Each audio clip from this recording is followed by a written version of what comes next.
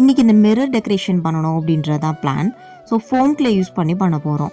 Colour கலராக clay எடுத்து ஒரே ஷேப்பில் வரணும் அப்படின்றதுக்காக இந்த டூல் யூஸ் பண்ணி சர்க்கிள் ஷேப்பில் வந்துட்டு இப்படி ரெடி பண்ணி எடுத்து வச்சுக்கிறேன். 5 பீசஸ் ரெடி பண்ணிவிட்டு சென்டரில் வைக்கிறதுக்காக வேறொரு பீஸ் எடுத்து ரெடி பண்ணி வச்சுட்டேன். இதே மாதிரியே நிறைய கலர்ஸில் நிறைய டிஃப்ரெண்ட் கலர்ஸில் ரெடி பண்ணி எடுத்து வச்சுக்கிட்டேன். தென் லீவ்ஸ் வேணும் இல்லையா, ஸோ அதுக்காக இந்த டூல் யூஸ் பண்ணி நான் லீவ்ஸும் ரெடி பண்ணி வச்சுருக்கேன். இந்த மாதிரி நான் ஒரு கிராஃப்ட் பண்ணலான்னு நினச்சி வைக்கும்போது பாப்பா ஒன்று சொன்னா பாருங்க. அம்மா ஏப்பா இவ்வளோ நாள் நீங்கள் பண்ணீங்களா? சரி நான் பண்ணுறேன். என்னது?